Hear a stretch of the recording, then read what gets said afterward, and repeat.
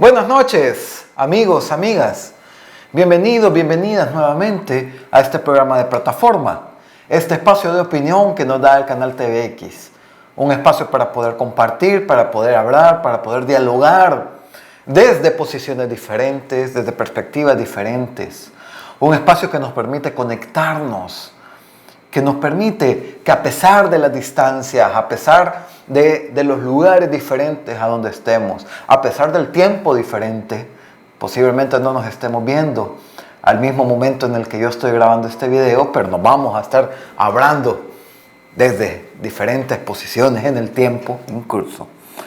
Pero de todas estas perspectivas podemos hablar, podemos dialogar, cada quien con pedacitos de ese mundo que quiere construir. Cada uno y cada una con un pasito de baile, con una nota musical, con un color, que todo eso junto va a ir construyendo ese baile, esa música, esa naturaleza, esa vida, que significa construir un país más bonito. Porque si nos estamos hablando y nos estamos dialogando, que no sea para construir un país gris, que no sea para construir un país o un mundo donde solo estemos buscando amigos y enemigos, los que están conmigo y los que están en contra de mí. No, eso no, para eso no hay tiempo. La vida es mucho más bonita. Hay muchas cosas mucho más bonitas a las cuales dedicarles el tiempo y dedicarles la vida y dedicarles las fuerzas y la energía, que andar buscando enemigos y que andar buscando, confabulando quién está en contra de mí. Para eso no sirve la vida. Y si en algo pensamos diferente, y si algo tenemos de diferente, en lugar de hacernos enemigos o enemigas, usemos esa diferencia. Dialoguemos a partir de esa diferencia. Porque muy posiblemente esa diferencia de opiniones tiene que ver con diferencias en experiencias de vida. Y que por tanto, esa diferencia tiene que ver con cosas donde uno o una ha pasado por las que otra persona no ha pasado. Y cosas que la otra persona ha pasado que uno no ha pasado. Y entonces, escuchando esas diferencias, entendiendo esas diferencias, podemos también conocer mejor la vivencia del otro y de la otra, entender por qué piensa distinto, intentar entender desde dónde parten esos pensamientos distintos y que no son buenos o malos. No es bueno, malo, blanco, negro. Son simplemente pensamientos diferentes y que como pensamientos diferentes podemos ir construyendo juntos y juntas. Pero eso sí, y eso es bien importante, que los pensamientos diferentes tampoco quiere decir tolerar todo. Esa es la paradoja de la tolerancia, ¿no? Lo que se decía, si uno tolera todo, al final va a tolerar a la intolerancia. Y si tolera la intolerancia, nos terminamos convirtiendo en intolerantes todos y todas. Entonces, también eso tiene un límite. Cuando estamos hablando de la diferencia, esa diferencia en ningún caso debe de significar quitarle derechos a otros o a otras, quitarle libertades a otros o a otras. ¿Sí? Ahí ya vamos creando esos límites, ¿no? De dónde podemos construir, sin quitarle el derecho que tiene el otro a hablar diferente, a caminar diferente, a pensar diferente, a construir diferente. Entonces, entablemos en el marco de la diferencia y la construcción desde la diversidad, siempre y cuando esa diferencia y esa diversidad no signifique en ningún caso quitarle derechos a nadie, reducirle derechos a nadie, invisibilizar a nadie. Entonces sí tenemos un problema. Y otra cosa también bastante importante es que cuando entablemos estos diálogos y cuando compartamos desde las diferencias, también esas diferencias y las conclusiones, porque no se trata de estar hablando, para estar poniendo donde hay hablando y hablando, sino que hay que llegar a conclusiones, hay que llegar a puntos en común, hay que llegar a acuerdos. Pero es bien importante también que esas conclusiones tengan al final de cuentas respaldo no solo de las personas que están dialogando, sino además respaldo en la realidad. Porque por mucho que digamos que esta camisa es negra, podemos estar hablando si esta camisa es negra o negra, pero al final de cuentas es blanca. Entonces también, tenemos que tener cuidado en eso. ¿Y por qué ahora he querido iniciar así? Porque es importante, si nosotros y nosotras en nuestro hablar lleguemos a acuerdos, pero acuerdos que respeten los derechos y que tengan base en la realidad, mucho más los gobiernos, donde se deben de tomar decisiones dialogadas con diferentes actores, no solo con los que yo estoy de acuerdo, sino sobre todo con los que no estoy de acuerdo, porque desde esa perspectiva donde no estoy de acuerdo es donde posiblemente hay argumentos que yo no estoy tomando en cuenta. Y posiblemente en esos argumentos algo de razón hay. Y lo importante es saber entablar esos diálogos. Y que al final de cuentas las decisiones que se toman desde las instituciones públicas, las decisiones que se toman de política pública, tengan también respaldo en la verdad, en la realidad, en lo que nos dicen los datos. Por eso es bien importante también, por eso todos los ejercicios que hemos intentado estar haciendo en los programas anteriores, de conocer datos del presupuesto, conocer datos de la economía, porque conociendo datos podemos ir teniendo una forma de entrar a conocer la realidad, intentar entender la realidad. Y a partir de los datos entonces, tomar decisiones. Y eso es lo que deben de hacer los gobiernos. Entonces, teniendo esas dos cosas como premisa, quiero que evaluemos el proyecto de Bitcoin City. Porque he visto en varias redes y me han preguntado en redes sociales también alrededor del proyecto de Bitcoin City. Entonces quiero que veamos qué podemos tener con ese programa o ese proyecto de Bitcoin City a partir de esto que les he mencionado previamente. Esos son los criterios con los que voy a estar viendo Bitcoin City. Que sea algo dialogado y que tengan datos que lo sustenten. Veamos entonces si es algo dialogado. ¿Cómo se formuló Bitcoin City? Nos preguntaron, hubo procesos de consulta ciudadana sobre la implementación de Bitcoin City. ¿A quién se le anunció Bitcoin City? ¿En qué idioma se anunció que se iba a construir Bitcoin City?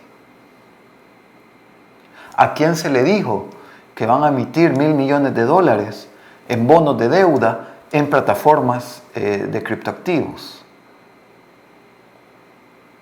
¿Ha habido consulta ciudadana sobre el destino de esos $1.000 millones? Son preguntas que estoy formulando ahorita. A ver, el proyecto cripto de Bitcoin City, que tiene que ver con todo este mundo cripto, se anunció el sábado pasado por la noche en un evento, en una conferencia de Bitcoin. Se anunció por el presidente de la República a la comunidad Bitcoin en una conferencia que fue a dar en inglés. Entonces, respondiendo a las preguntas, ¿hubo participación ciudadana en la formulación de eso?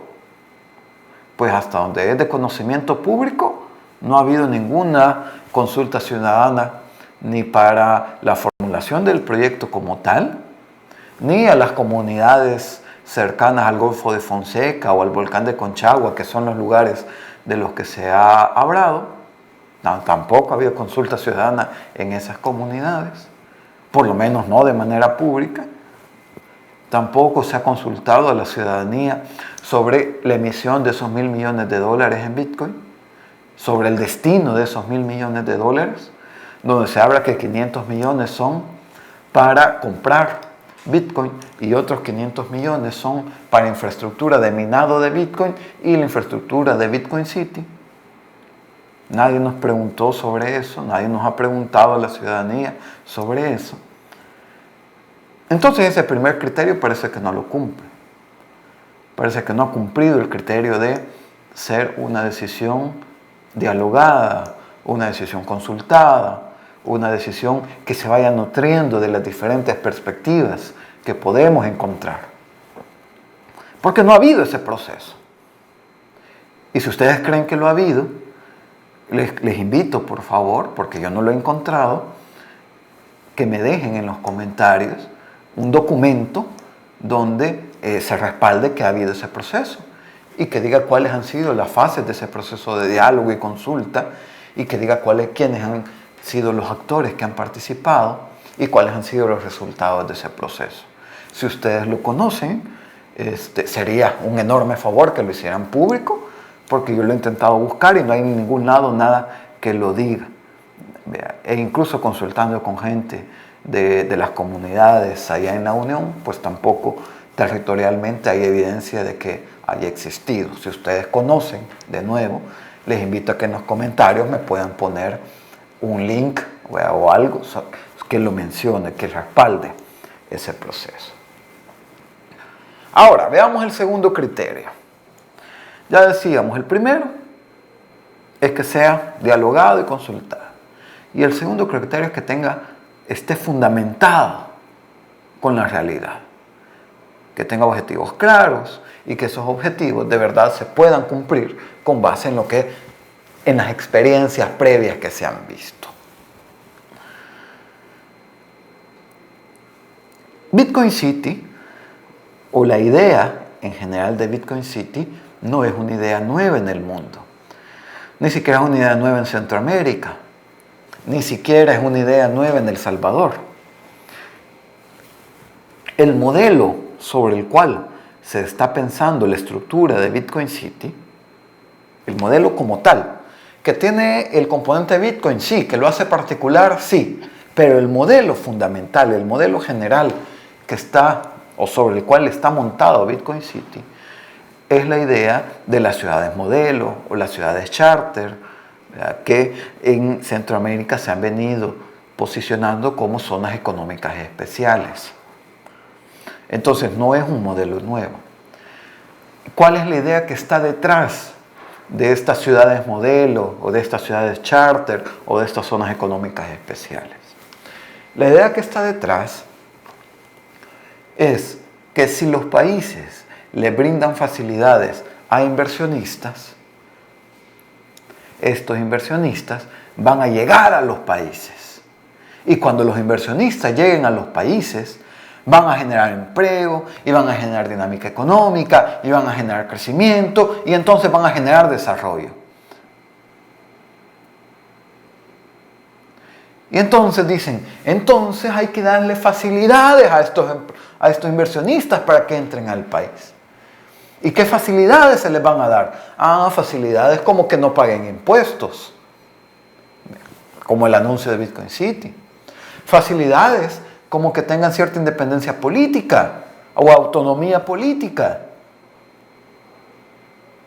Es decir, que puedan negociar internamente algún tipo de regulaciones laborales, fiscales, ambientales, que no sean necesariamente las del marco regulatorio nacional. Ya dijo también en esa misma conferencia el presidente Bukele que Bitcoin City va a tener su propio alcalde. Entonces, nuevamente, facilidad de autonomía política. Entonces, si ven, va cumpliendo los mismos esquemas de las ciudades modelos. Pero, ¿qué es lo que pasa? pongamos esa idea en perspectiva o en experiencia. La idea fundamental que es que si se abren, se le dan facilidades a inversionistas, van a venir y van a generar empleo, crecimiento y desarrollo. Hay un estudio del Banco Interamericano de Desarrollo, el BID, que fue publicado en el 2015 con datos de Guatemala, El Salvador, Honduras y República Dominicana, donde comparan empresas del mismo rubro y del mismo tamaño, pero que tengan la diferencia que un grupo de empresas esté en zonas con beneficios fiscales, o sea que no paguen impuestos y tengan esas facilidades, y otro grupo de empresas que no estén ahí, sino que estén en los esquemas regulatorios normales del país. Entonces hacen la comparación entre esos dos grupos de empresas del mismo tamaño, del mismo rubro, y lo que encuentran es que las empresas que no tienen esas facilidades son las empresas que más han crecido en ventas y en exportaciones. Y las empresas que sí tienen esos beneficios son las que menos crecen en ventas y en exportaciones, pero son las que más crecen en utilidades a las empresas, es decir, en las ganancias a las empresas. O sea que el empleo que generan es menor y el encadenamiento productivo que generan es menor, pero lo que sí se apropian más son ganancias. En cambio, las empresas que no tienen beneficios, pues generan más porque producen más y esas sí pueden generar ese encadenamiento. Entonces la evidencia que nos da ese estudio del BID es que no es cierto que por dar facilidades las empresas vienen y generan empleo, desarrollo y toda esa cadenita que siempre se menciona. Ya los datos nos dicen que esa idea no es del todo cierta, que hay que evaluarla mejor. Y otro estudio que es importante ver es uno que hace el Banco Central de Reserva, desde hace algunos años, donde caracteriza el sector exportador del país. Lo caracteriza en 4 grandes grupos, pero creo que nos concentremos hoy en uno, que es el plataforma. Le menciona de plataforma porque dice que es un sector exportador que no ocupa nada en el mercado nacional, porque todo lo que ocupa para producir lo importa, o la mayor parte de las cosas que necesita para producir las importa, no son del mercado nacional. Y luego pasa el proceso de producción y todo o la mayor parte de lo que produce lo exporta. Entonces, todo lo importa, trabaja aquí y lo exporta. Y que son ese tipo de empresas, ese tipo de capitales, los que vienen a los países cuando se dan beneficios fiscales, cuando se perdonan impuestos. El tipo de empresas y el tipo de inversiones que se atraen son ese tipo de inversiones que al final de cuentas son extractivistas, porque lo que vienen es a buscar mano de obra barata y no pagan salarios de hecho, el mismo estudio del Banco Central también menciona que ese sector es justamente el que paga menores salarios y el que tiene peores condiciones laborales. Entonces, ese es el tipo de empresas y ese es el tipo de capitales, es el tipo de inversionistas que se atraen cuando la atracción proviene de beneficios fiscales. Entonces ya vemos el primer criterio de que si fue algo dialogado, consultado, participativo, y por lo menos públicamente no. Ahora veamos el criterio si se basa en datos reales, si hay experiencias previas que nos permitan sustentar este tipo de iniciativas, pues lo que vemos es que no, tampoco. Y de hecho, si vamos a ver zonas económicas especiales aprobadas en Centroamérica, hay en Honduras, hay en Guatemala, hay en Nicaragua, hay en Costa Rica incluso, lo que vemos es que lo que han generado son conflictos territoriales. donde se está desplazando a las comunidades que ya están y están habiendo conflictos por el control de los recursos naturales que están en los territorios donde se van a colocar esas ciudades modelo. Por eso es bien importante que no evaluemos esto solamente desde los deseos o solo desde esa emotividad que nos genera un show de luces con grandes pantallas, anuncios que se hacen después de una enorme parafernalia publicitaria. Hay que evaluarlos con criterios. Y estos tipos de proyectos hay que evaluarlos todavía más, porque tienen implicaciones más graves, no solo ahorita, sino en el largo plazo. Pero para eso lo vamos a hablar en el siguiente programa. Hasta nos quedamos por acá. Buenas noches, un gran abrazo.